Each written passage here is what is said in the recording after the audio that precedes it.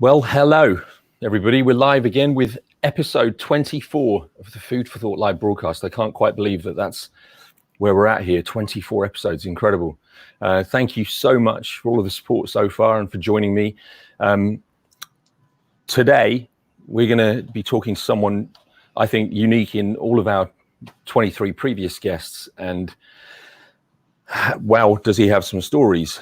Before we get into that, there's something you may have seen me spouting on about all week on social media, which is really, really important, which I need to ask you guys to help me with as a call to action. Let me just put it like this. If your dog or cat was to go missing, even if your dog or cat was microchipped and somebody else took that animal to a vet, the vet and asked the vet to put the animal to sleep, the vet would do so. And they are doing so in this country right now. Even though that animal has a microchip and the vet isn't obliged to scan that microchip, and they aren't in many, many cases. So with that extraordinary fact in mind, I've just put into the chat a link to the petition, and I'm going to show you on the screen, which of course you know you can't click on, but just so that you see it. This is called Tuck's Law, and I'm going to keep on flashing this up during this this evening and over the next few weeks. This petition currently, I'm looking at it right now on my laptop screen, is 89,590 signatures. We need 100,000 to get into a parliamentary debate. But the point I need to make is, how is it only 89,500 signatures? This has been up for weeks, if not months. In fact, 7th of May, it was, I think it was initially created. But there are millions and millions of dog and cat owners in the UK.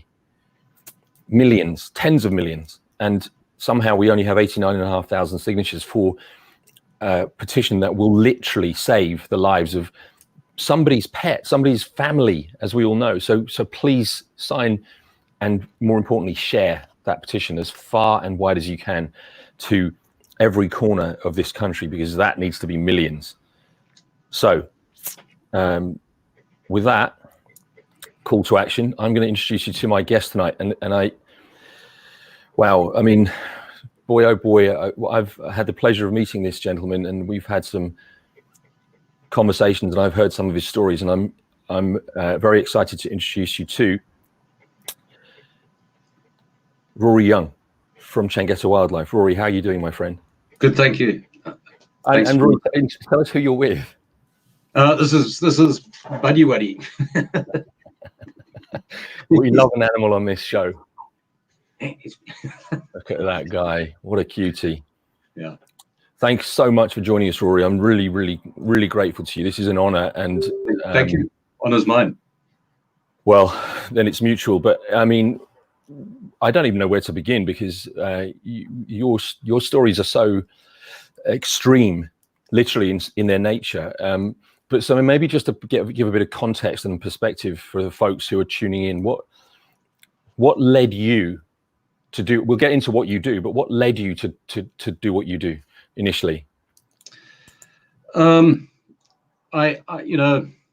had for some time been volunteering to train game rangers and scouts, specifically in tactical tracking and pursuit and interdiction. So how to find people in the bush.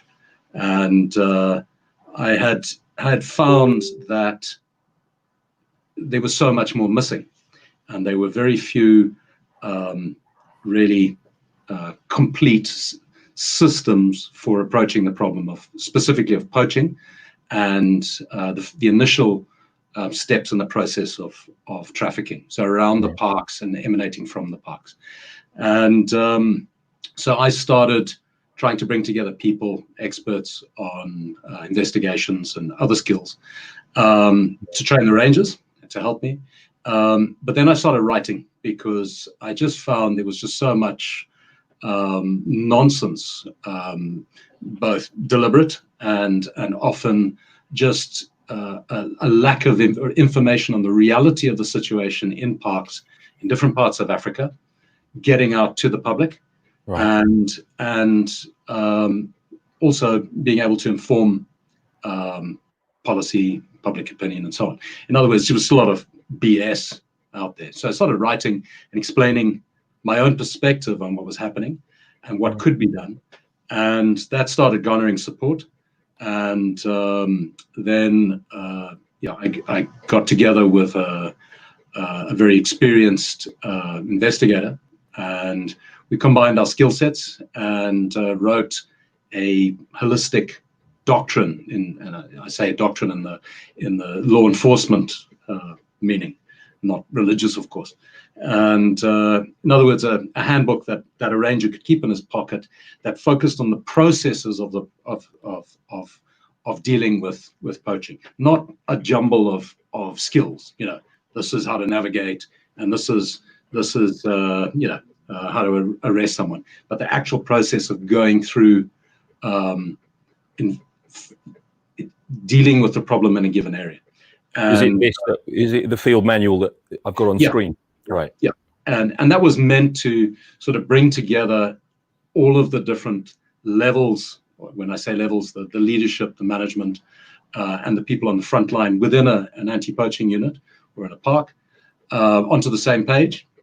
So they're all working to the same system, but also to teach intelligence-driven systems, approaches, and how to harmonize those with community-driven approaches. So especially with a view to doing no harm, or as little harm as possible, and doing what you do in such a way that it doesn't harm the community. It can actually benefit them. So that was the start. I mean, that was quite a few years ago, and it's evolved radically since then, that doctrine. And we've brought together anthropologists. Obviously, poaching is a people problem. It's not an animal problem. It's not the animals running around poaching. It's people. So it's about understanding what drives people's motivations, their perceptions, and how to, if possible, change those perceptions. And as the anthropologists say to me, you don't change people's behavior, you change their perceptions. And once you change their perceptions, the behavior will change. So how to prevent poaching, how to deter it, and if necessary, to stop it. And we take that very seriously. We don't try to create a dip in the poaching levels. We want to bring it to a complete stop in certain areas, well, in the areas where we're active. Yeah. And this is Chengeta Wildlife, of course, is the organization name, and which I'm going to share with you guys. As always, you can support Chengeta and you can follow them. So I'll be sharing all of the ways you can do that with Twitter and Facebook and the web address. But when we met in Los Angeles, I can't remember, a few years ago. Yeah.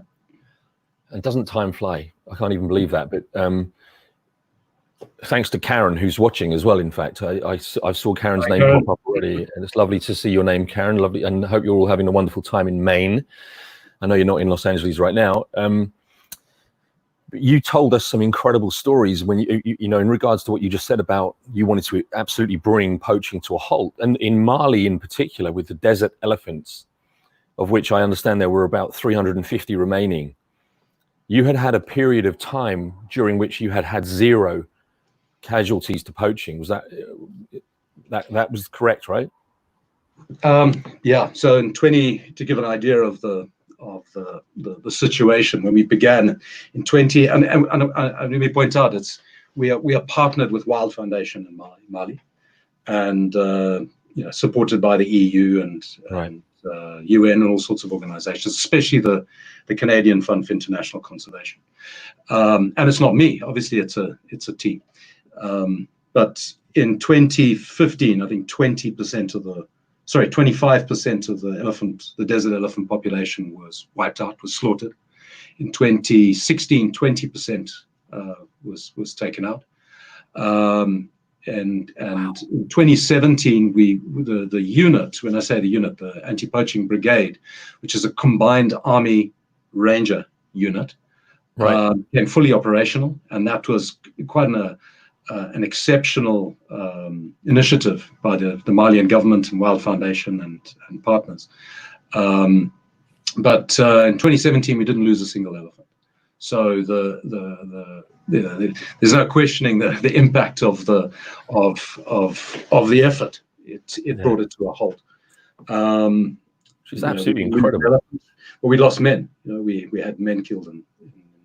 Well, this is what I mean. This is the level. For you guys, who've watched the previous episodes, and we obviously have had our own version of heroes on this series, talking about what's happening over there and contributing to that and supporting it in whatever way we can. But as I said in the promotional poster, with Rory and his team, where the animals are under threat, they are literally, and I mean absolutely literally, the last line of defense, where, as Rory's just alluded to, they're putting themselves in the line of fire and losing their lives in the fight to protect these animals. And so give us some sense of what you're up against, because it's not just poachers. Yeah. So the term that's used these days is convergence. And it's an official term that's been adopted by many governments, but it's about the overlap between poaching, trafficking of ivory, drugs, weapons, people, and then terrorism and so on. I don't like harping on about the terrorism side of things, because that is often a secondary effect. It's not groups are saying our goal is to slaughter elephants. It's opportunists just seeing another means of funding whatever activity they are focused on. But when it comes to networks, the people who support the terrorists, in other words, the logisticians who provide them with weapons and landmines and explosives and satellite phones and all the rest of it, are often, usually, you can actually say, because of the studies that have been done, also engaged in trafficking of ivory and drugs and everything else. And those networks, those criminal networks, are the real danger. They are the biggest problem to deal with, and they're incredibly well entrenched, powerful, and in many places they reach to the highest levels of government and across borders.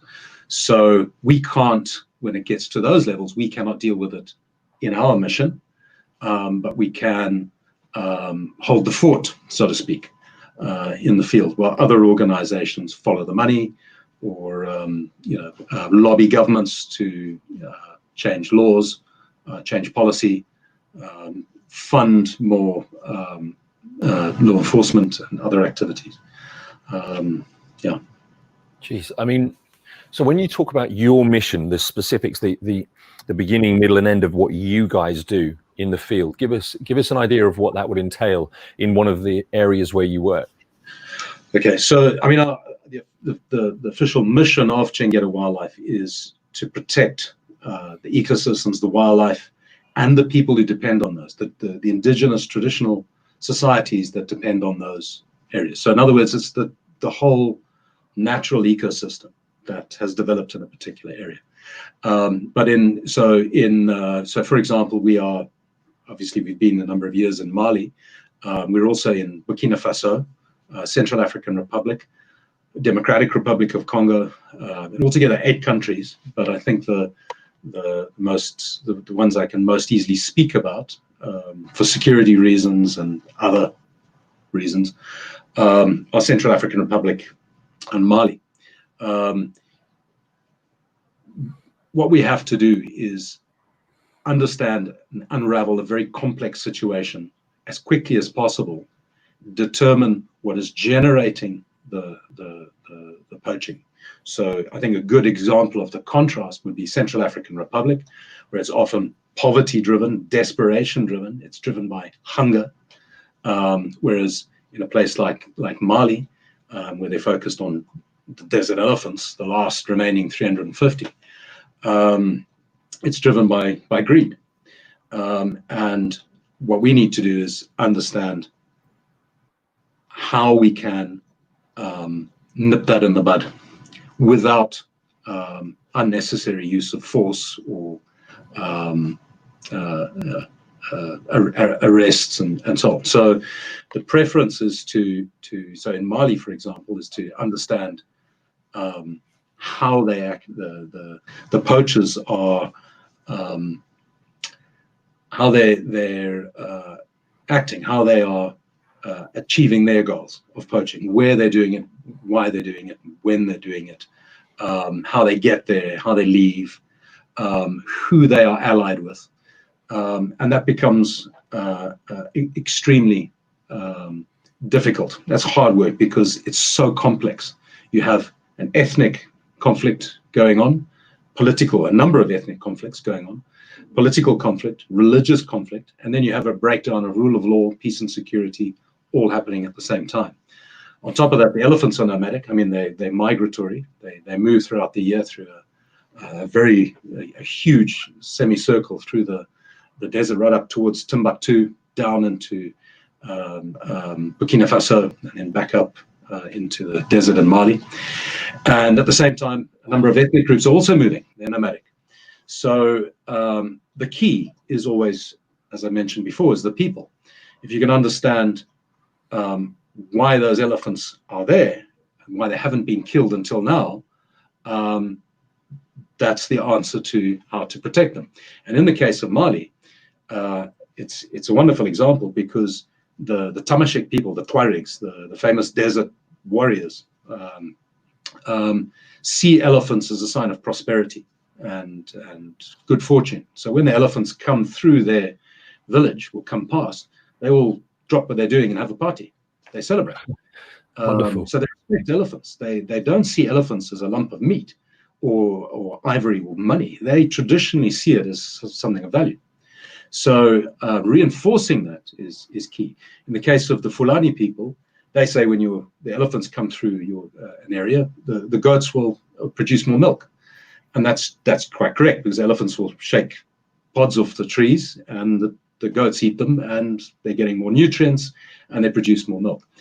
And then, of course, in the case of the Dogon, which is really fascinating, and many of I say the Dogon, that's a number of tribes, 80 different peoples. They see elephants as sacred. They say it as an elephant as human. Some of the groups, the Telem, say that an elephant has human flesh. It's taboo. Harming an elephant is exactly the same as harming a person. And eating an elephant flesh would be the same as eating a human being. So just as a sideline, I'll give you an example. We went to recover ivory from a village in the conflict zone, and lots of ducking and diving to get there and get back out again, because we're dodging these violent extremists trying to attack us, because they're trying to show that they are the government in the area. We're some sort of enemy. Sure. But we went to retrieve the ivory, and the chief of this village said, no, well, we've got to go and retrieve it from a man who's locked up. And we said, what do you mean he's locked up? No, we locked him up for 6 months. And we said, why did you lock him up? Was he a poacher, or because we understood these elephants had died of natural causes? And he said, no, because he's going to touch the elephant, which is sacred.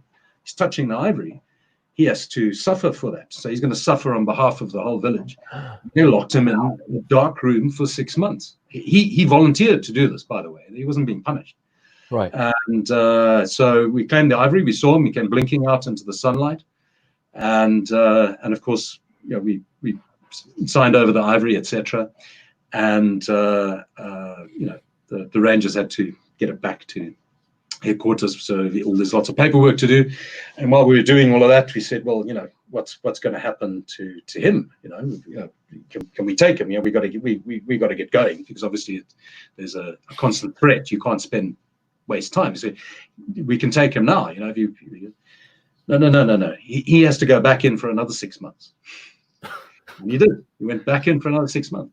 So I think the lesson is that the motivations of the people that in those environments live so much closer to nature and to their natural environment than many people the West, or in, I shouldn't say West, in developed nations, let's say, in big cities.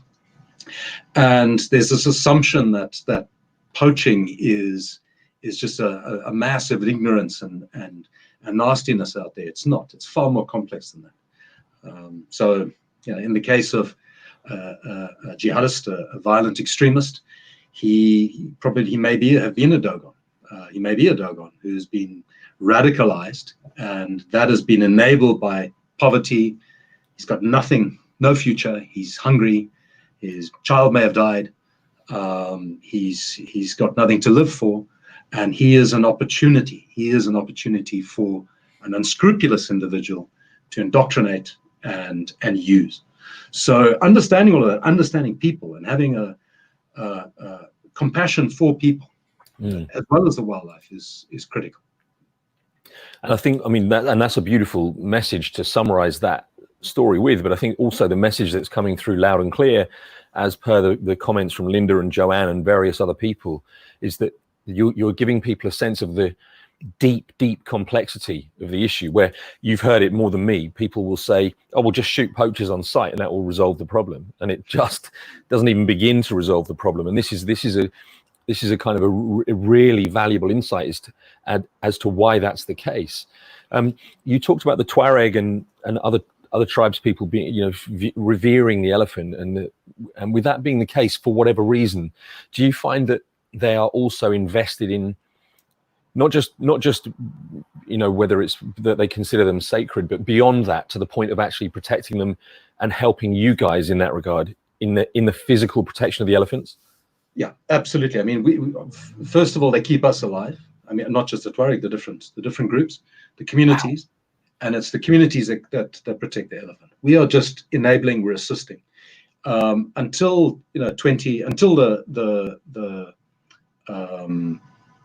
the extremist takeover, the rebellion and the extremist takeover, and what the French call the reconquest in Mali in 2012 onwards. Wild Foundation didn't need us. The communities were protecting the elephants. And the problem is this, I'm going to put it very crudely and I apologize. There are assholes and idiots everywhere, in every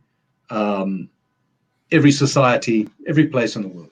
The problem is when those people are able to act freely, or even worse, when they take power. And the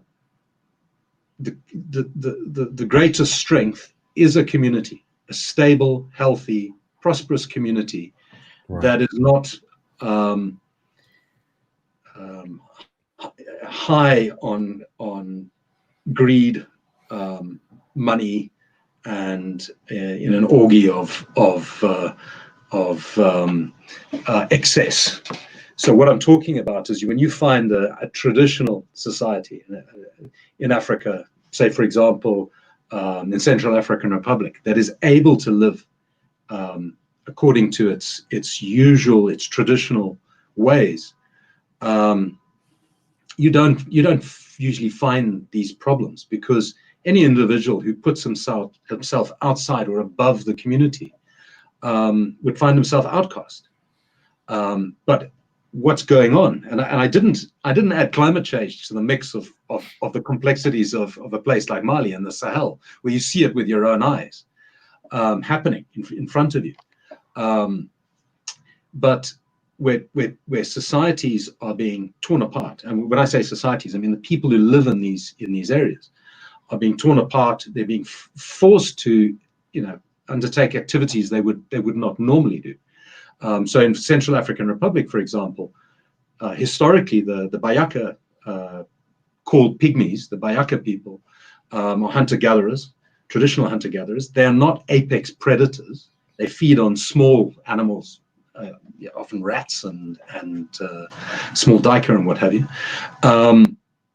They would live in the forest. They would come out of the forest and trade with the Biru, the Bantu people, for metal, spear points and things like that, grain and so on. And there was this symbiotic relationship with them. But especially they needed maniok. which is a staple for that they need the carbohydrate to survive on, to go back into the forest. And there isn't the normal game that they would be able to live on in the forest.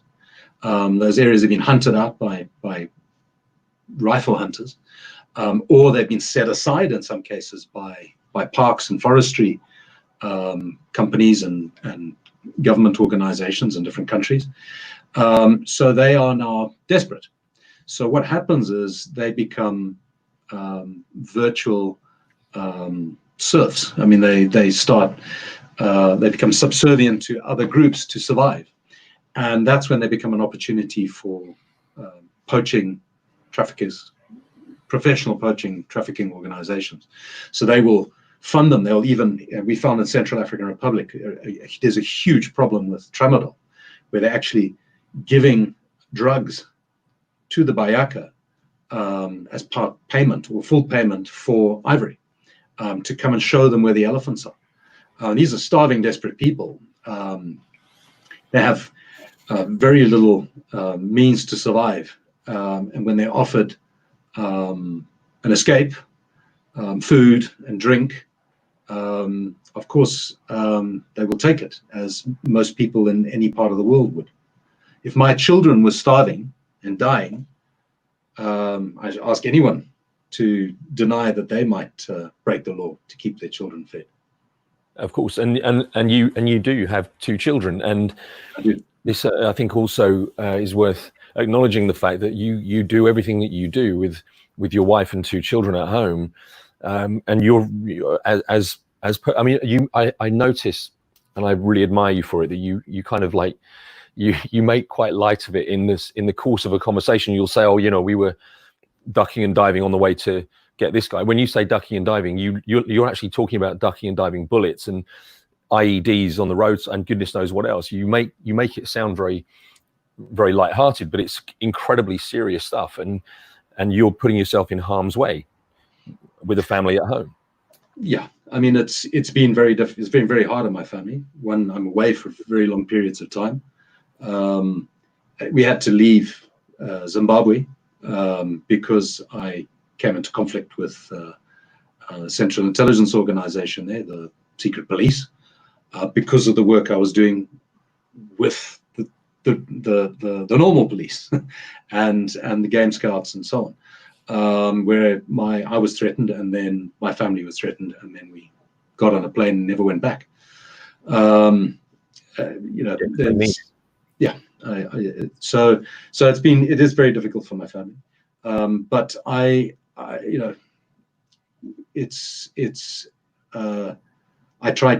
we try to make it as easy as possible, but it is my work, and it is an important task. I talk with my wife and I, Mariette, talk with our children about it all the time, and the kids are amazing. They're far wiser than we often give them credit for, and they will say to me, just make sure you're not taking unnecessary risk.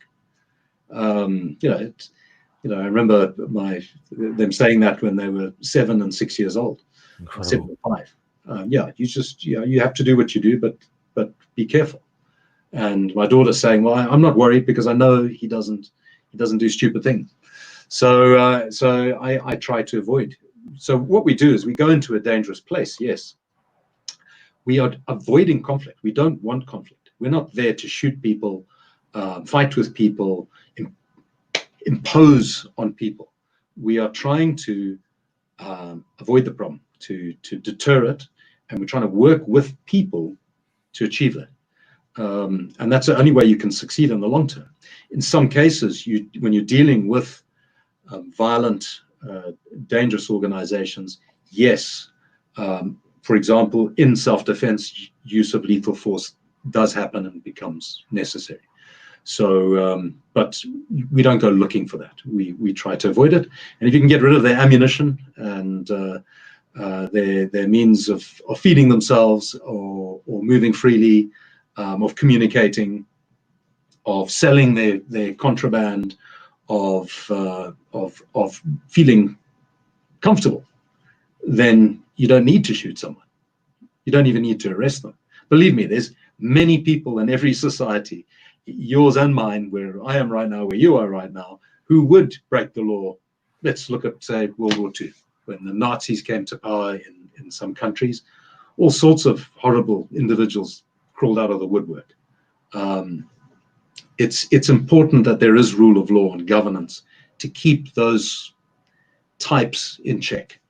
They'll always be there, but we need a society that does the right thing, that has the right motivations. I mean, our organization is there because very often there's this huge gap between the laws that have been enacted and the actual enforcement and facilitation of those laws, or at least the policy and so in other words, we're going to protect the wildlife, but it's not happening. And it's often usually not happening, honestly, sure, because the resources are not being allocated, but very much because people don't know how to. They don't know where to start. Where do we find these people? How do we find the boss of this network? Is there a network? And that's what we are focused on doing, is bringing together the minds, the expertise, the experience. Our head of sociocultural research and engagement, Dr. Carolyn Jost Robinson, has lived many, many years in the rainforest with the people, learning their customs. She's a professor of anthropology. Dr. Susan Canny in Mali, who the director of the Mali Elephant Project, is extremely, she's based at Cambridge, an amazing biologist. Her knowledge of the people of Mali and the desert elephants is encyclopedic. And then we have, investigators. We've signed an agreement recently with an organization that brings together 60 highly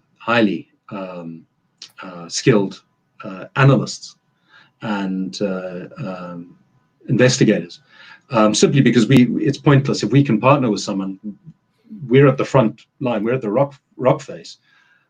Those people can support us without us having to develop those skills in-house. So bringing all of those people together and attacking the problem from different angles is how we believe you succeed. And that means especially the people on the ground. So when you sit down with a group of rangers, sorry, I'm rabbiting on a bit here. This is fascinating. Please carry on. You sit down with a group of rangers, you slap a map on the wall, and everyone's silent, and you say, "Where's the poaching going on? What?" And there'll be silence. You say, "Okay, who's patrolling this area? Who does most of the patrolling in this area up here?" And someone else, Enoch, and you say, "Okay, Enoch, where?" You ask a specific question. Where are they crossing into the park in this area? Oh, you tell you over there. And where do they leave usually? Oh no, over there. And which days? And you start going through timings and locations and routes, and then you go through every single individual, 30, 40 guys. And by the end of it, you've got this detailed, what you call an intelligence preparation of the environment, on the wall, that tells you everything that's going on. Once you understand all of that, you can now say, okay, well, we're going to, if we pick up tracks here, we're not going to start trying to chase them down, which is dangerous because they could ambush us. We're just going to go over there and wait for them. So the skills are usually there. The knowledge is usually there. All we're doing is facilitating, helping the rangers, the departments, to do what they actually can do.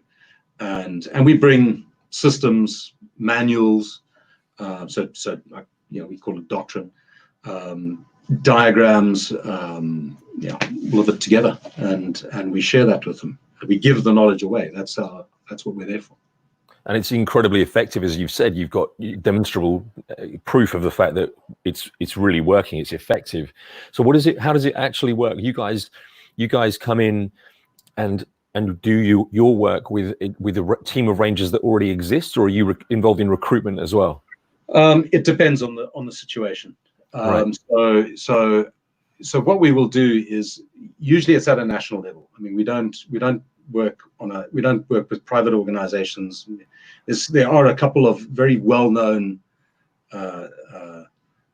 organizations that are actually claiming to be training rangers, and you can imagine this huge, big anti-poaching operation, when in actual fact they're training a few people on a hunting concession, which has been leased in a particular area, and they're very careful to avoid that information getting out. But they're not working with the people who are really out there doing the work. So to give you an idea, this year we're training 900 government rangers,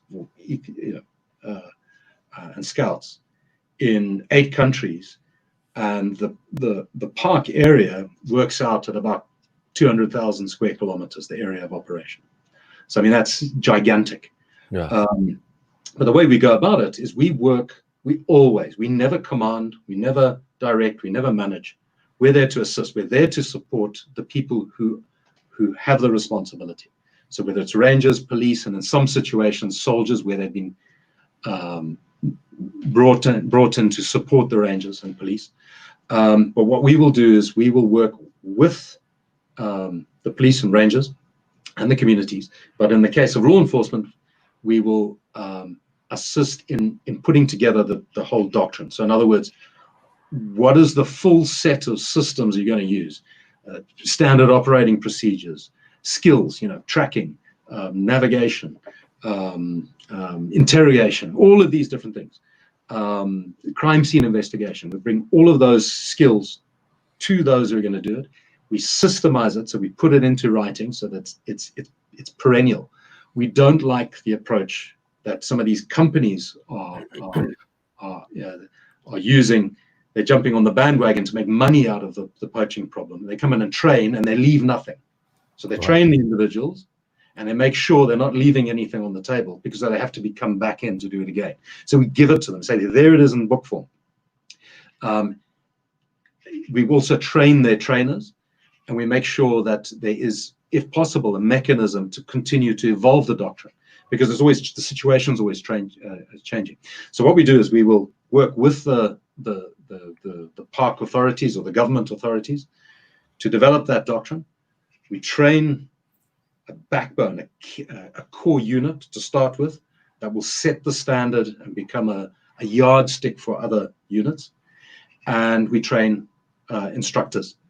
And after that, it's a question of monitoring, mentoring in the front line, as you were saying. So we will continue to send trainers, instructors with the rangers on patrol wherever they have to go, with whatever equipment they use.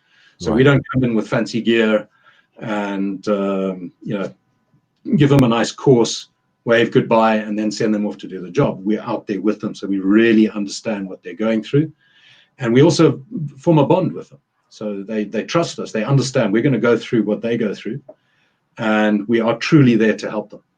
If they don't need any help anymore, we're not going to stick around. We're not there to do their job for them. It's their wildlife. It's their national heritage. It's their national park. It's their responsibility, not ours. And you talked, so, I mean, this, I think what you've underlined here, as well as everything else, is where there's such complexity to the issue itself, you have utilized and you've implemented with such complexity across all these different disciplines that you've described, and it makes perfect sense. But it's just, I mean, I'm looking at some of the comments, and people are just in awe listening to this, because it's so insightful and fascinating, and it's such a different perspective from that which most of us will ever get. As you say, if you're looking, if you're just reading the daily newspapers, where from one of the, I won't name any names, but the larger NGOs that want to tell you how things are, you're never going to see anything remotely touching upon this stuff. But so there are so many different elements to what you guys do. When you started talking about this, you talked about the importance of the community in relation to things like intelligence. But in what other ways do you engage with the communities? The community is, honestly, the community is the most important thing, bar none. I'll give you an example of this. in 2013, I went into Central African Republic at the height of the conflict, and it was call it a research trip. And I went to anti-Balaka areas, which are and Seleka rebel areas, the two groups who were slaughtering each other. And I managed to get to some pretty remote places. And what I was trying to find out is what happens when there's this complete chaos, this breakdown of rule of law, and there's this full-on conflict. What happens to the rangers and the programs that are there if there's none of these organizations, government and non-governmental, to continue them? And what was incredible was when you went into park areas, national parks, most of the rangers had gone, either deserted, their posts and joined one group or another, or they just blended into the population and so on. There was always a core who was trying to do what they could, if possible. But what was incredible was that the community conservation groups were up and running, and in some cases had armed themselves with captured weapons and were actively protecting the wildlife and their communities. And when I said to them, why are you protecting them? They said, because it's still, whether there's a war or no war, the animals still need protecting. And those other people came from far away. We're from here. We learned that the benefit of protecting this park. So we need to protect it. And there were different reasons. Some said, that for tourism, that one day the tourists will come back. Others said, no, if we don't, these rebels will slaughter everything and they'll slaughter us. It's our home. We need to protect our home. And our home includes this park and these animals. So that's an example of community in terms of when everything falls apart, that is your strongest group. Whether it's a community, as in a group here talking, this is a form of community. These people come together. Everyone here has something in common that drives them. But the communities themselves can do so much, and far more cost effectively than the parks and rangers, police, army, and all sorts of others. The most expensive is the military. The military approach is the most expensive, and without the proper funding is the least effective. The most cost effective is community. If a community, as a community, agree on something in Africa, and most traditional communities all over the world are the same, they are so tight that if someone puts themselves above or outside of that, they will get slapped down. And the law of Junta in Scandinavia, you have to, within a community, do what is agreeable to the group. So if you can engage with a community as a community, not each individual, but as a community, and they agree, no, we're going to protect these wildlife, you're halfway there, or you're mostly there. So for example, in Central African Republic, the communities can do so much, and Mali, in fact, all of these places, to protect the wildlife without the rangers, which allows the rangers to focus on dealing with the real criminal networks who operate beyond the communities, who are a threat to the communities as well.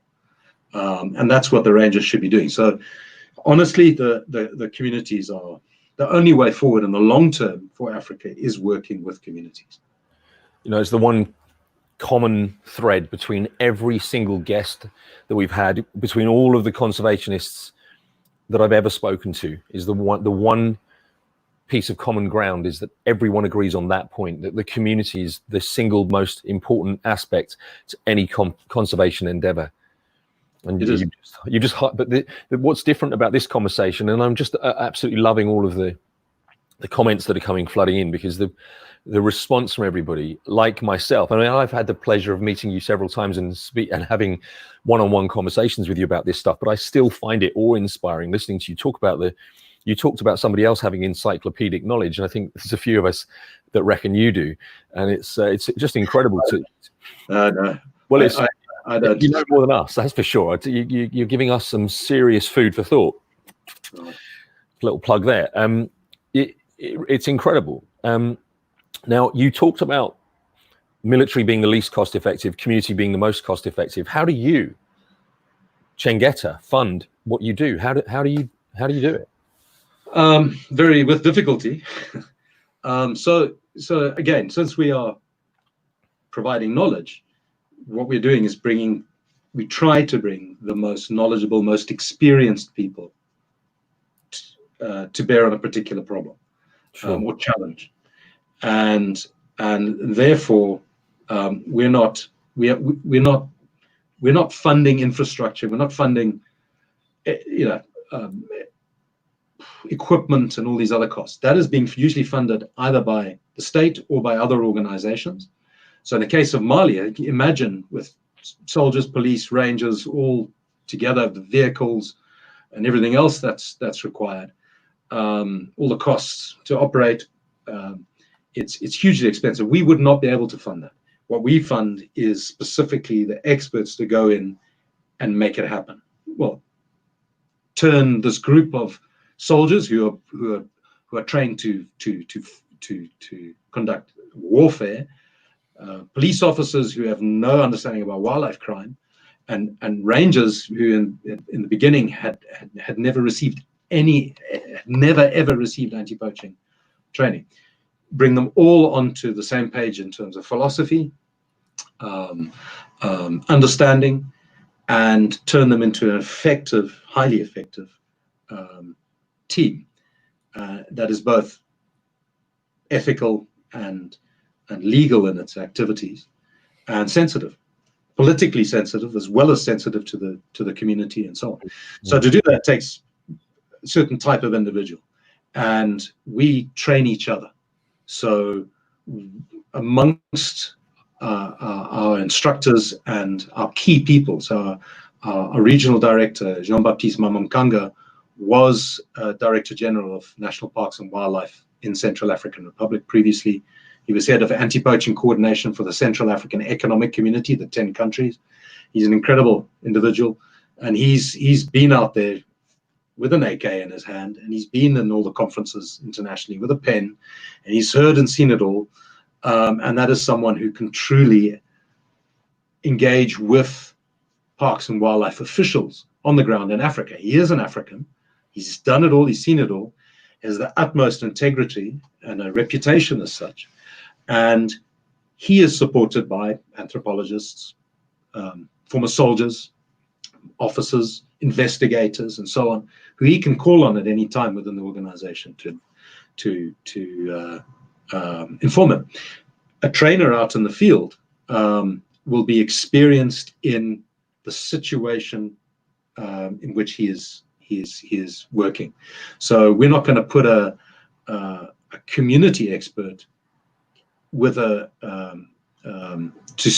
kick off training with a group of rangers and soldiers in Mali, for example. They need tactical skills to stay alive. How do we move? How do we avoid threats? And how do we, if we are attacked, how do we protect ourselves, defend ourselves? How do we get the hell out of there? The very first patrol we went on in Mali, as with the anti-poaching brigade, the combined army ranger, encountered 5 attempted attacks. Well, either avoided them or someone else went into them. So just in the very first patrol, there was 5 attempts to in one patrol. How long is a patrol? That patrol was 3 days. That was the very first. 3 days, attacked 5 times. 5 times. There were 5 attempts. So the key was how to avoid them. So simple things. Don't drive down a road. Therefore, how do you drive off-road? You've got to teach people how to drive off-road. Right. How do I don't want to go into all the details for security reasons, but how we avoid those threats is crucial. The rangers have a right to stay alive. They shouldn't be going over the top, expecting to get a machine gun down like soldiers on a World War I battlefield. They are out there for decades. Some of them, I mean, the last time I was in DRC, it was a 54-year-old ranger undergoing retraining.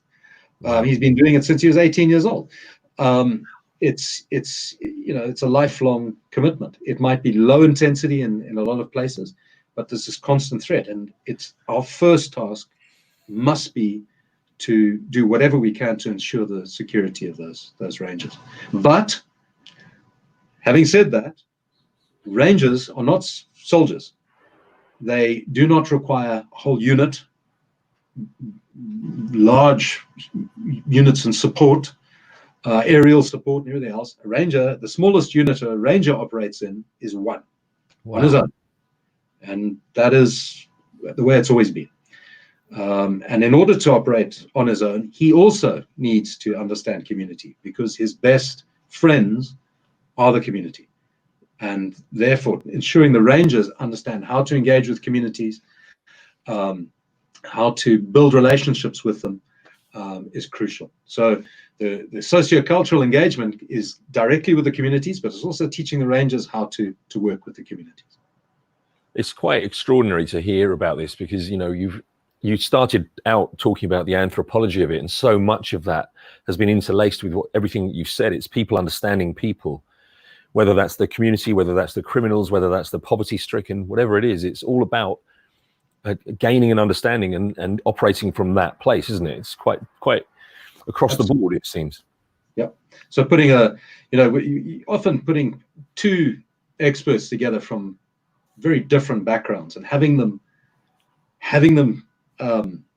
come to a consensus or work together to develop solutions is where the magic is created. So putting a geospatial analyst, so geospatial analysts are critically important to our work. Putting a geospatial analyst together with a tactical tracking instructor is amazing, because they both do the same thing, except one is doing it out in the bush on the ground, understanding space, points in space and time, and movement and direction and all the rest of it, and people's habits. The other one is analyzing that area and trying to develop the same conclusions.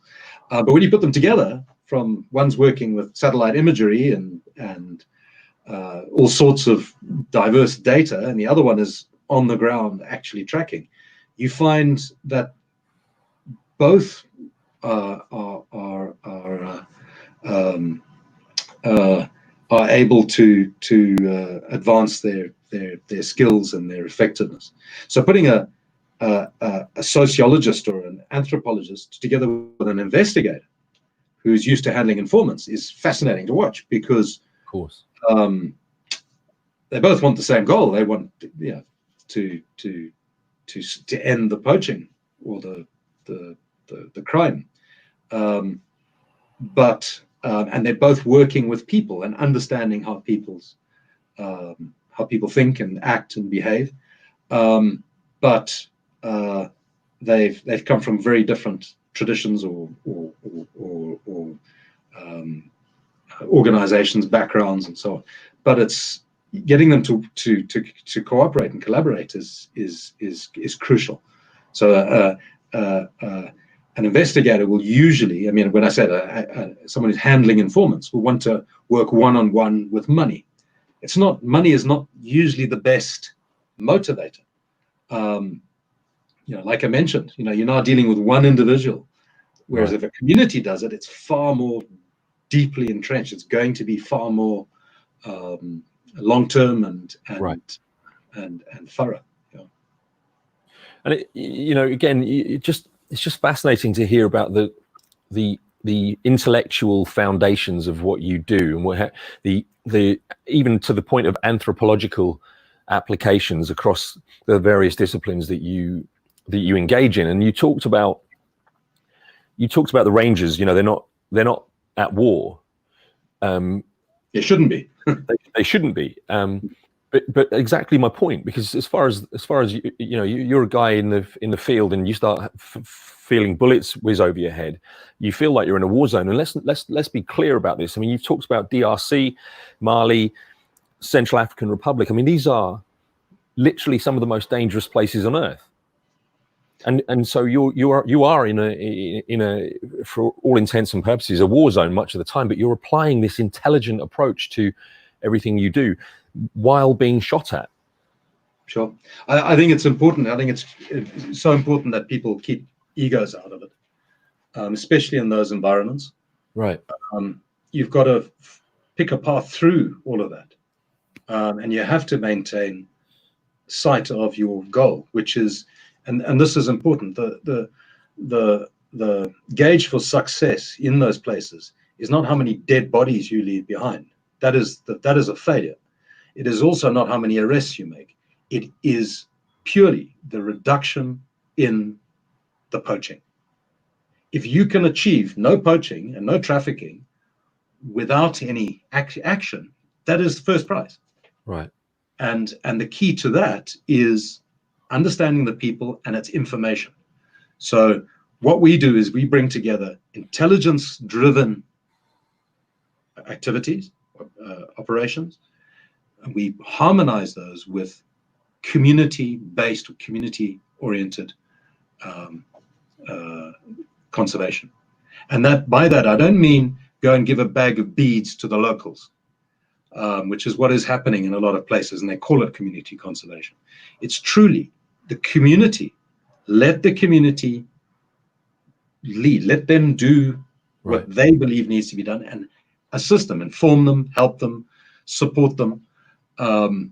They are far more capable and competent than people give them credit for, just as any people are in the world. Push people down, push them out, push them aside, and they'll come back at you with a vengeance. Yeah, for sure. And I'm sure you've experienced that too, where people have got it wrong.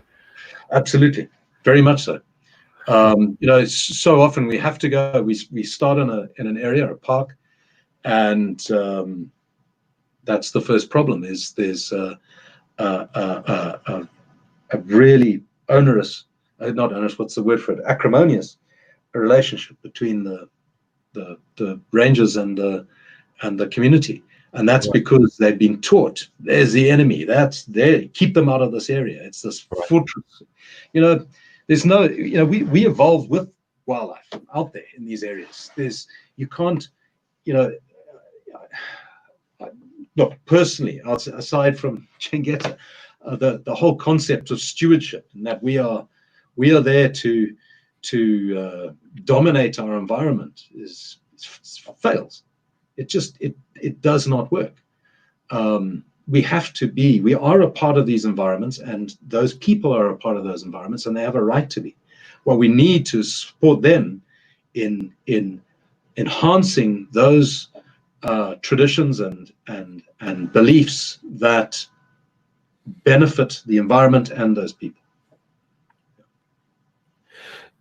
I've seen I've seen about 200 questions come in actually, but there's one that I've just seen. I wanted to put to you. Alison has asked, how long has your work been going on, and more importantly, because I know you've spoken at the beginning about when you set up, but the second part of Alison's question: do you feel there is a lot of progress, or has been a lot of progress over that period of time?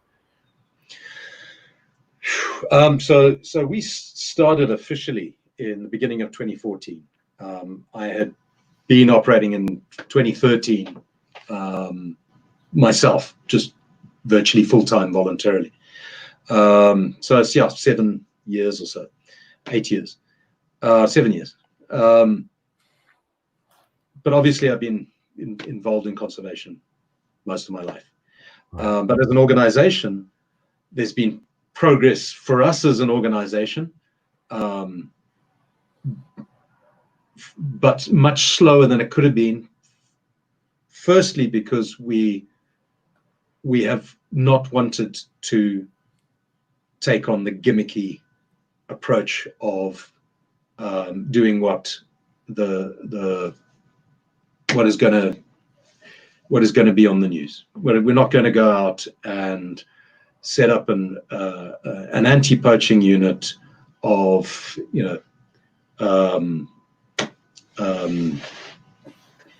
all white males from Texas, and members of Safari Club International, and then we're going to run an advertising campaign in Houston.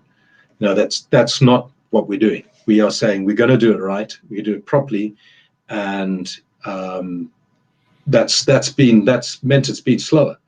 The other thing is we have focused on our work in the field, not on fundraising, and not on, to our detriment, because we need to publicize the work we do, and especially the way we go about it, because these lessons that we've learned and the systems we've developed can be applied in many, many places.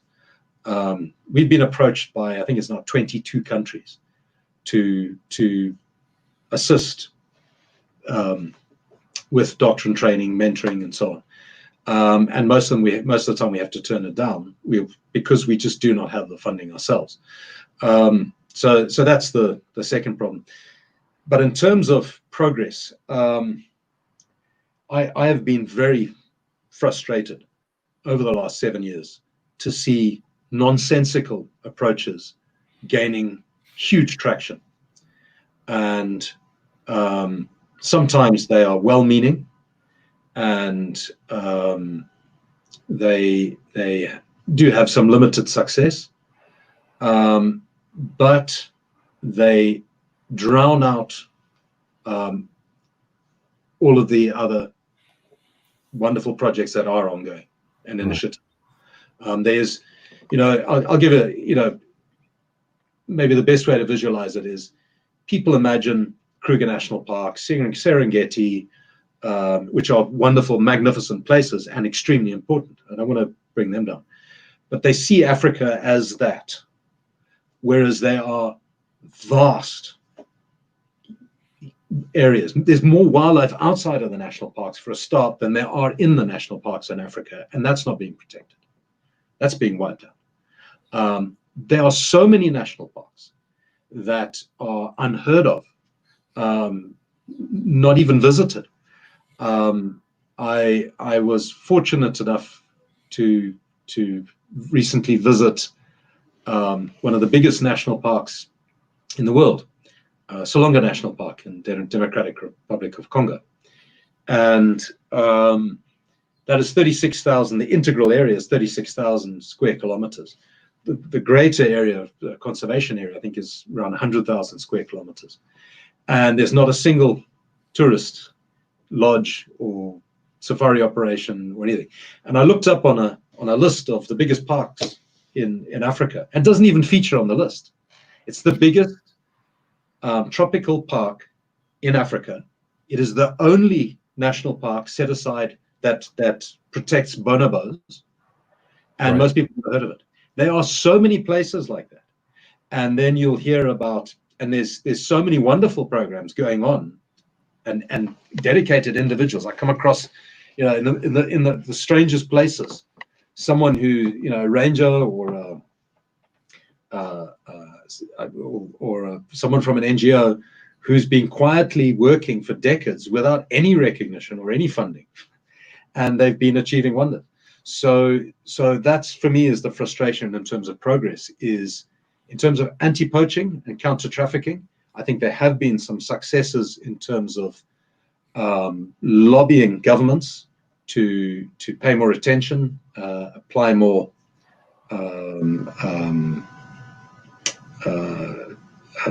effort and funds to the problem. Not the United States. They've gone the other way in terms of shutting down their funding. I don't normally talk about specific governments, but I think they're the exception to the rule.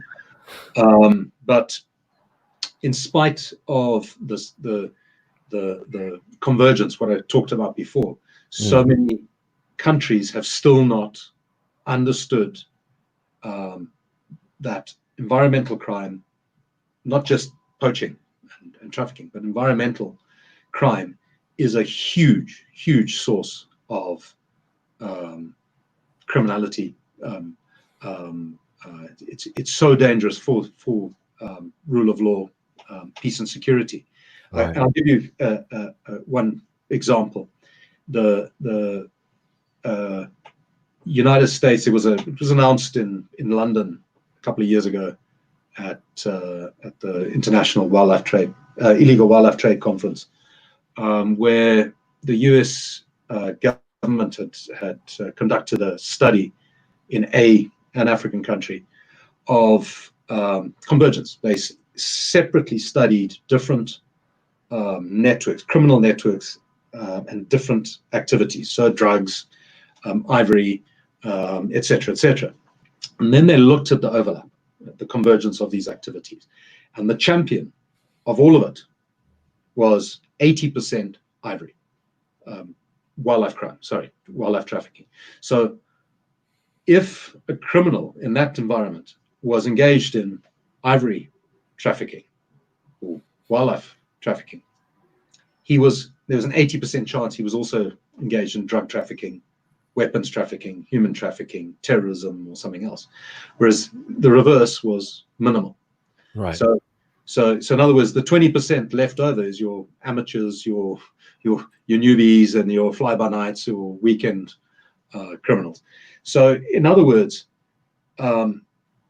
if you want to roll up a lot of these other threats to society and rule of peace and security, then wildlife crime is a good place to start. So what I'm saying is, even if you don't care about the wildlife, if you do care about your national security, then you should be paying attention to it. And that was a definitive study, and has been accepted internationally. Yet the effort, I've seen personally so many first world countries do less and less over the last 7 years to combat wildlife crime instead of more and more. It's always, I've had it said to me directly by officials in certain governments who they've just said, we're not hippies. We don't care about animals. We've got more important fish to fry. And then I've had the same people turn around to me and say, gee, we didn't realize. At some point they've said, we didn't realize how serious all of this is. Rory, you talked about the unsung heroes, for want of a better expression, the lesser known conservationists who are having success, and they're doing so completely off the radar, unknown to the likes of us, and even in operating in national parks that are unknown to the likes of us, despite being the biggest one in the continent of Africa. But how and this is a huge question, I'm not even expecting, I'm more like wondering, how can we discuss how we would start to shed light or shine some light on those folks? How do we help them? Because of course they're so dispersed, they're so few and far between, and so it's not like here you can go to this website here and you'll see a list of them. But how do we assist with starting to spotlight those folks who are doing a good job and that need help? I think there are some initiatives to highlight work that is being done. However, in my own opinion, it's usually linked to academic institutions in the first world. It's linked, they're Europeans, Caucasians working in Africa. But there's very little. The people I believe are going unrecognized and unsupported, especially, are the Africans themselves who are out there doing so much. And I don't know the answer to that. No offense. I'm a tracker. At the end of the day, I'm not bad at running around the bush finding some people, but how you publicize something like that, I don't know. I can tell you where they are. I can take you there. But let's start. Yeah. I'm serious. Let's do that, because when the and I want to talk to you about this as well. But when the doors to travel open again and we are able to move freely, I'm serious. That's one way we can do it. We'll do a live broadcast or we'll do an interview and then we'll put it out because presumably a lot of these places will do that. I'll absolutely stick myself right out there with you and we'll meet these people and we'll shed some light on them that way.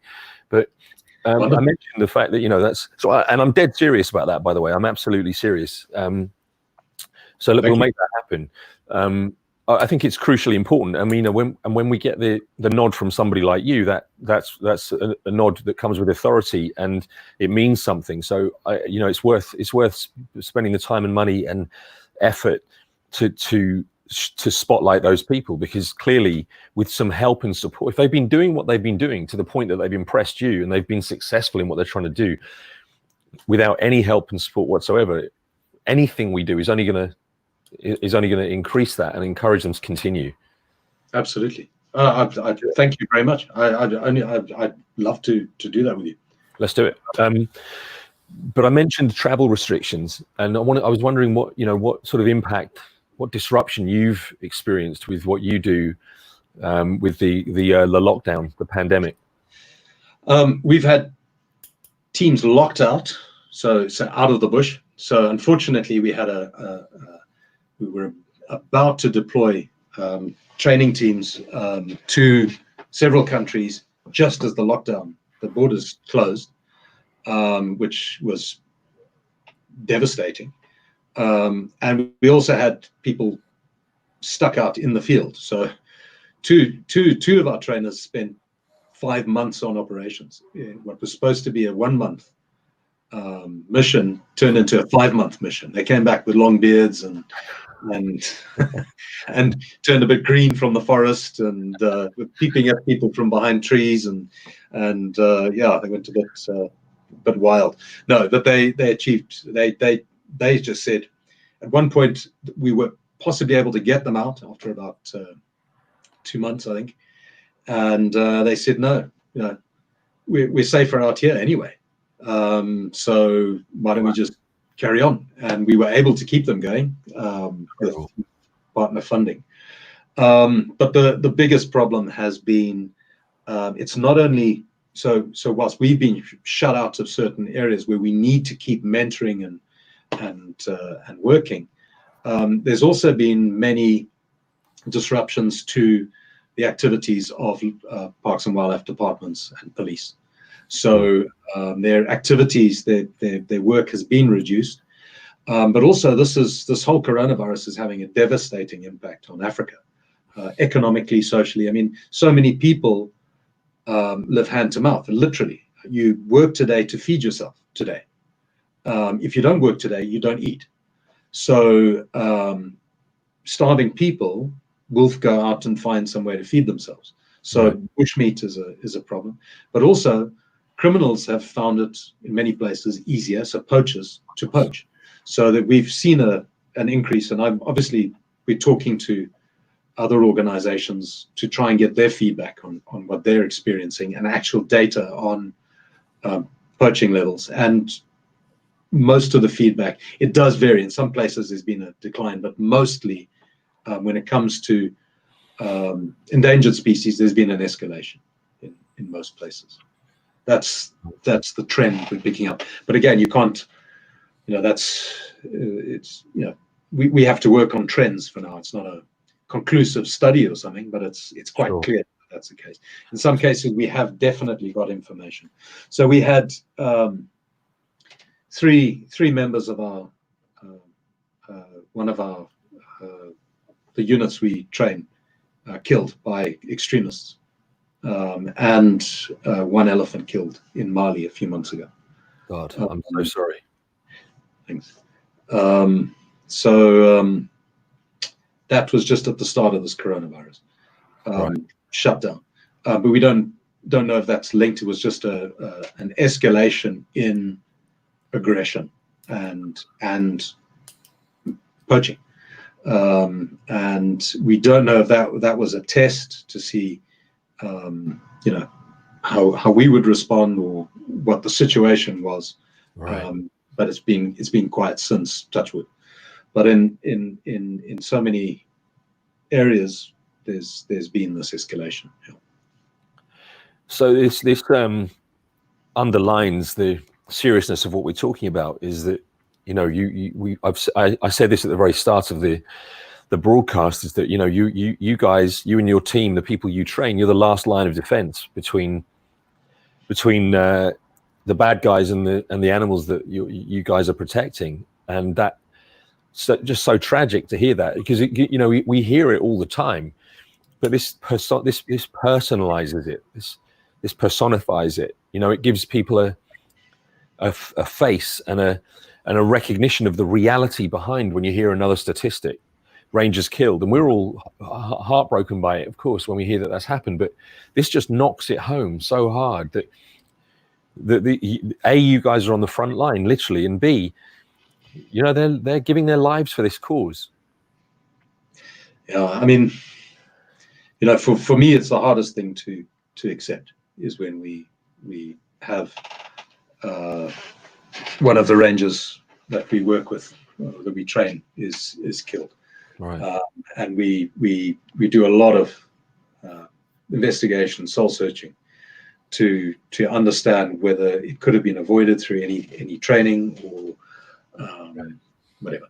But it's very, very tough because you know, when you're looking at soldiers in a war, Right.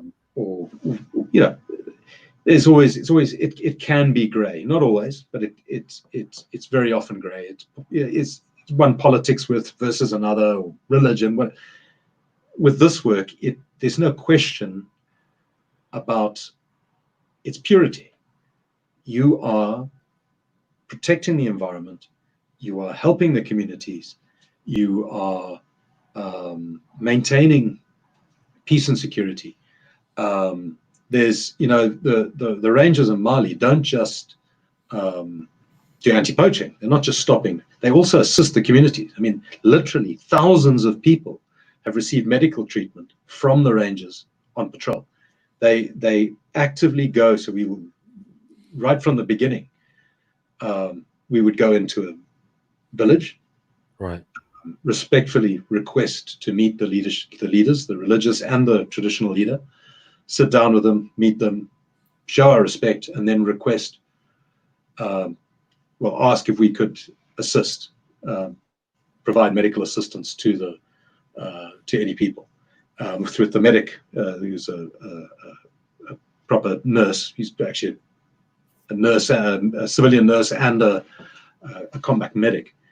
And then it would always start with, you know, one or two people who are either dying or dead, brought to him, and then people would slowly gain the courage to come in, because of course they're also scared of reprisals. But once everyone has been there, that reduces that chance, because everyone comes. So the entire village would come, even if there's nothing wrong with them, to get some assistance. And that's been going on for years now. So in 2017, most of the places we went to hadn't seen a doctor and hadn't been able to get to doctors from 2012, 2013. So for years they had never seen any assistance, and they couldn't get out. So that work. So we're not just helping the wildlife; we're also helping those people. So to shoot and kill one of those rangers, who are not involved in any ethnic, political, or religious conflict. They're just trying to help those people out there who desperately need help, and help the wildlife, the environment that those people live in. It's horrific. I mean, the first training I gave in Mali, which was a year before we trained the Combined Army Ranger Brigade, I started training the Rangers. I went up by myself with them, but they didn't have the resources, the specialist skills that the military had in terms of communication and so much other stuff for us to move fast enough to build up a unit. But they were incredibly dedicated and hardworking. The very first day, or the first training, they burnt a ranger alive in a neighboring town. And shortly, a few days later, they shot another one in front of his family. So right from the beginning, that was in 2015, I think. Right from the beginning, it was clear these people are not not normal.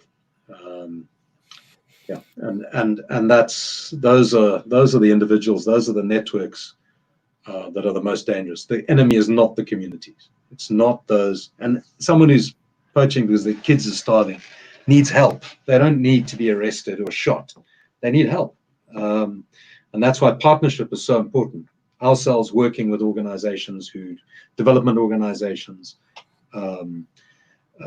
poverty alleviation groups, and so on. It all has to work to better society. Well, it's some relief to know that we've got somebody like you who's orchestrating this kind of effort, because it's incredibly complex, as you've discussed, and to hear that, we know that that's what's at stake, but to hear the detail of how that happens, and it just must be absolutely brutal for you. And it's our thoughts and condolences are with you and every single one of them and their families that have lost their lives. With that in mind, and with everything else that you've said in mind, what can people do to help? How can people help you, Chengeta, do what you do? Well, thank you for asking, and also thank you for the kind words. It's not me. I mean, I have a team of incredible people, experts, and I'm just facilitating that. And I think what can be done is I'm trying to do what I can, and I know there are many people who would do what they could. I just happen to have grown up in the bush and trained, learnt those skills that I have used and combined with others. But I know there are many, many people. I'm not unique in the slightest, and I think there's many, many people out there who would like to do more. We need help. I mean, our weakness as an organization is our support for the guys out in the field. We are not oriented towards fundraising, publicity, and so on, because our heads are in the problem out there and trying to deal with it. So we always need assistance in fundraising, publicity, and working on everything from websites to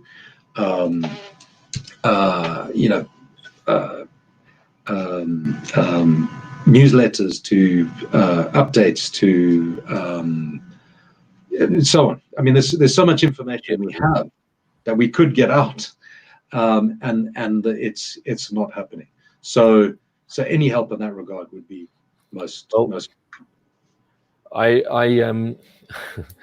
can see my utterly adorable, wonderful friend Alice has just said, I'd love to help. And I know Alice well enough to know she doesn't say things like that lightly. She's not just saying that. So there's already help coming your way. You.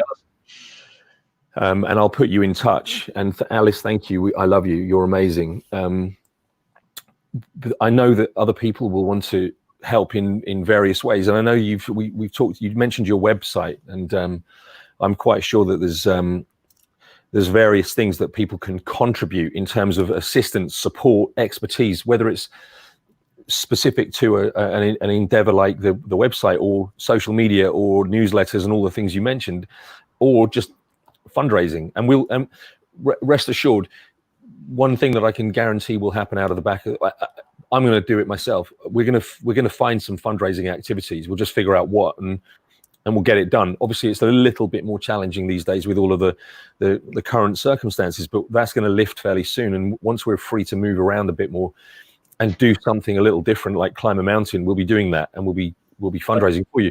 But I don't want to put numbers on it, because it's potentially a very difficult thing to do. But one of the questions I saw asked earlier on was how do rangers get paid? Now, I think, if I'm maybe mistaken, but Chengeta probably aren't even funding rangers specifically. But how are they being funded, and how can people get involved in that? So there are organizations paying rangers. They shouldn't call them rangers, really. They should call them scouts or community rangers or so on. But a ranger, a sworn-in ranger, is a law enforcement officer. He's paid by the state. So if an organization is saying they're paying the Parks and Wildlife authorities, that's an extremely unusual situation, because you're now that falls under the authority and the responsibilities of the country. So that's unusual. In some cases, I would be very suspicious of an organization said, "Oh, we're paying rangers." Secondly, certain things are funded by the state. So usually weapons, ammunition, things like that are not funded by organizations outside. That's also highly unusual. It can happen, and it can understandably happen, and also under the guidance of the UN and other organizations overseeing the arms embargoes and so on. So that can happen, but it's also unusual. When it comes to things like boots, uniforms, kit, we don't what we do is we advise what equipment they should have. Right. But we work on a pointy stick philosophy. If all the ranger's got is a pointy stick and he's barefoot, then we're going to go barefoot and pointy stick with him, and we're going to find out what approach will have the most success with pointy sticks and barefoot. We don't turn around to departments and say you need helicopters and drones and all the rest of it. That's not a solution. Throwing more stuff at it is not the solution. The first step is knowledge, competence, effectiveness, morale, discipline, and motivation. All of these things are what comes first. Then you can start saying, okay, if we throw a helicopter in there, maybe that can help. But we don't. So our cost in the field is minimal compared to what is happening in other places, and most of the cost is borne by the state. Our cost is almost entirely getting the trainers into the field, covering all of their insurance, paying them properly. One of the things we can't have, it takes us years to get a guy trained up, one of our own instructors. So he will be experienced, he will be qualified and competent in a particular field, but he's got to learn all the other stuff. So for example, if a guy is a former special forces soldier, for example, well, that's all very well. He's still got to learn investigations, and especially he's got to learn how to work with communities. Right. That's a major, that takes years. So we can't afford our instructors to be living hand to mouth and struggling to pay their school fees. We have to pay them properly. So what we do is we say, look, we're not going to focus on kit. We're not going to go and start buying vehicles. And it's look after the instructors, make sure they are as skilled and informed as possible and as well supported as possible, and get them out there. Because one of those guys can make a huge difference, massive difference, if he has all the support. So when we send an instructor into the field, he has anthropologists, investigators, analysts, different types of analysts, all sorts of people ready on call to provide him with whatever information he needs. We got all of that taped up. Right. What our weakness is, we can't get enough guys into the field in as many countries as are requesting assistance, and as many parks, simply because we just don't have enough funding. Right. We also won't we don't want to compromise our principles and our effectiveness by changing our approach to suit organizations that are either running parks or partnered with governments and running them. So there are some organizations that approach us and say, well, we want you to come and train. And then we say, well, what do you mean by train? And they say, well, you need to train the rangers. We said, yeah, but what training do they need? You can train them to sing and dance, or I don't know, fly an airplane. What good is it going to do? What is your system, your approach, your doctrine? We find they don't have one. There is none. Right. So we say, well, the first thing that's got to happen is we need to have a baseline doctrine. We need to understand what assets you have, the existing skills of the rangers, the structure, the threats, the objectives, etc., etc. And then we can put together a system. Right. But they will turn around, no, we don't. We just want you to train. We get the same thing with someone. One person contacted me.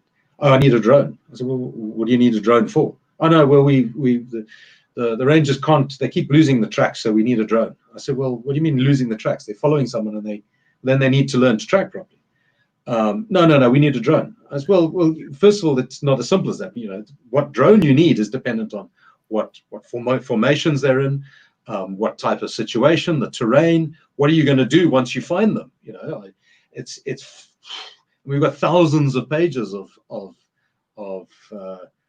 procedures and tactics for how to deal with all these sort of things.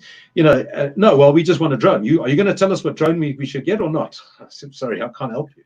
So yeah, what we really need is to get more guys out to more parks, and our drive at the moment is to get more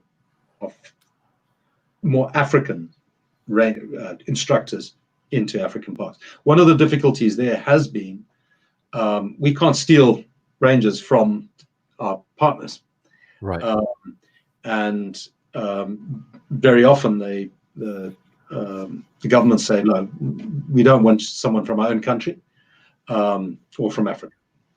In my own case, I am African. I mean, I was born and grew up in Africa, and well, not as African as many Africans, but I'm born there. I have had to leave Africa because it's compromised my family and their security. So I understand that. It's nothing to do with Europeans are better or something, that they're asking for that. There is a concern that they would be put more at risk. The other thing is we are very conscious of we do not want rangers to work for us for a couple of years and then a program is shut down and they're out of work. If they work for government, they have their pensions and their long-term security. But yeah, so it's more, we need to get more guys into the field, and that's a long process to train them.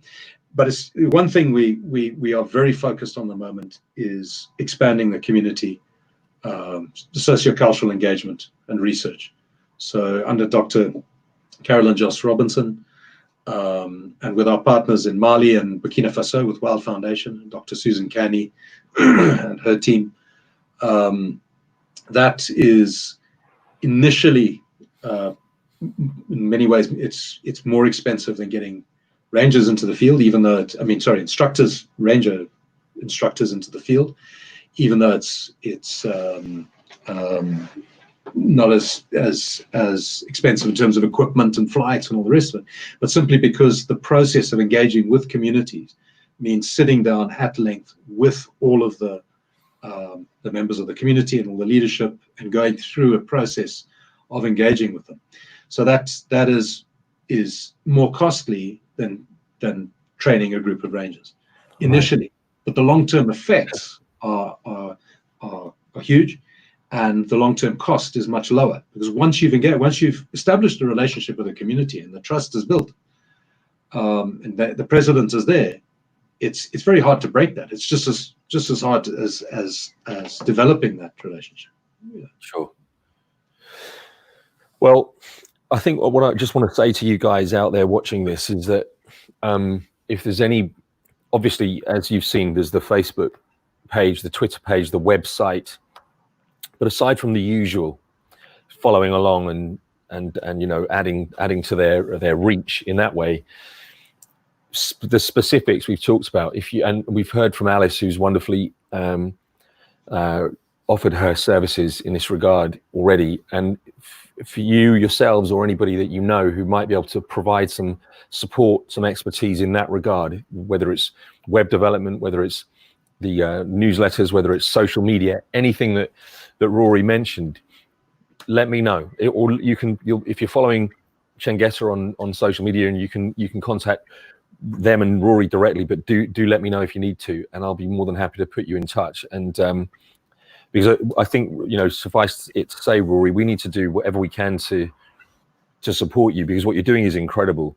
This Thank you. conversation has. I've been watching the comments come through, and people are astounded, absolutely astounded in the sense that you've furnished us with so much information and knowledge that, as I said, is just, and you're very humble about it, and you talk about not being unique, and I appreciate that about you. But as far as this conversation, it's incredibly unique, and it's been enlightening, my friend. And so I want to thank you from the bottom of my heart for giving us the time, because this really has been quite a special broadcast.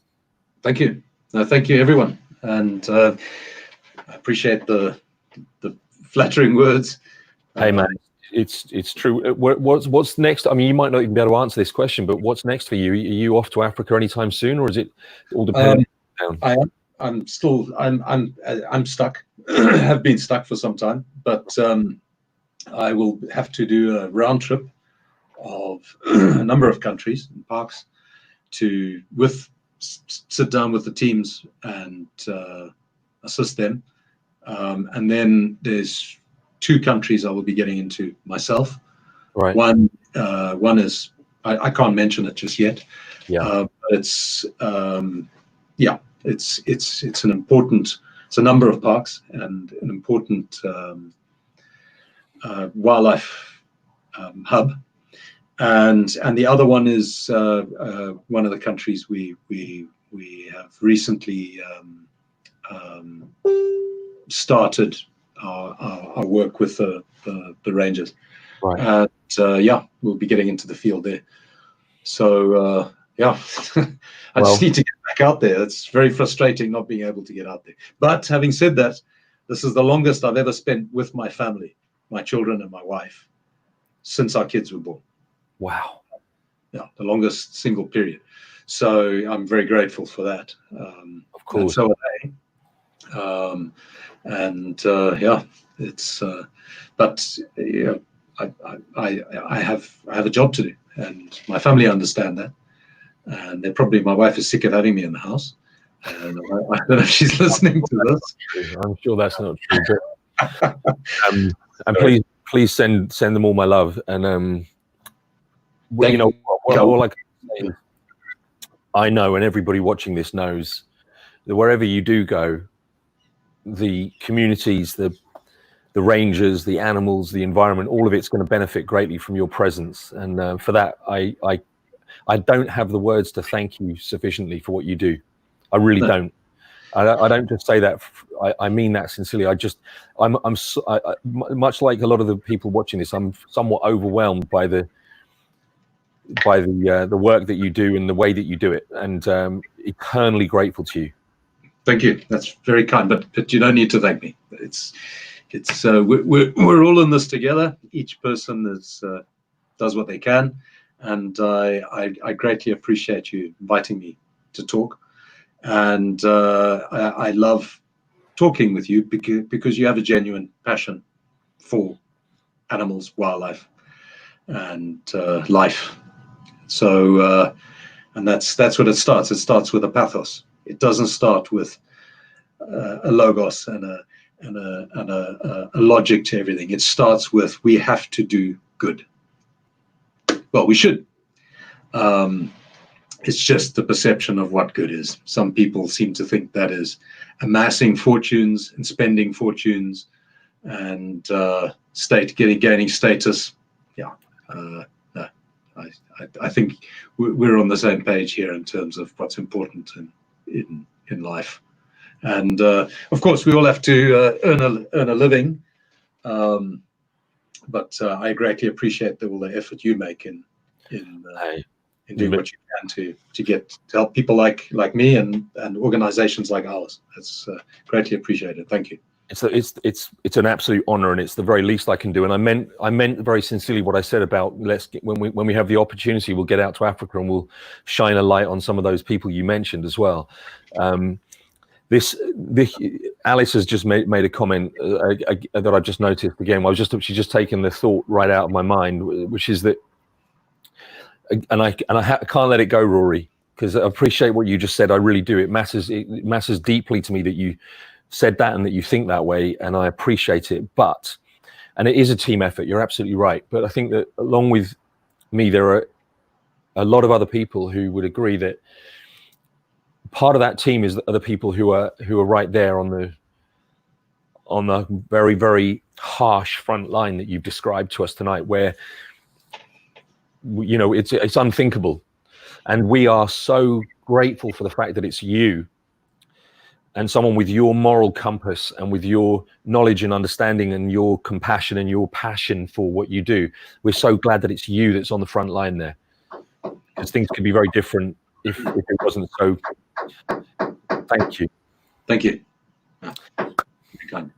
Brother, look after yourself wherever you go, okay? Will do. And I'll see you very much.